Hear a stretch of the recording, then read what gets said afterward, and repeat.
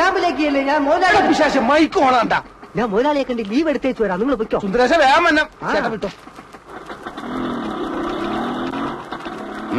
എങ്ങോട്ടാ? അനൗൺസ്മെന്റ് തീർന്നിട്ടില്ല. ലീവ് ഒന്ന് നീട്ടി കിട്ടിയില്ല. എംബോക്കി, ഈ കട നിന്റെ തന്തയുടെ വകയാണോടാ? തോന്നുമ്പോ വന്ന് കയറാനും ഇറങ്ങിപ്പോവാനും.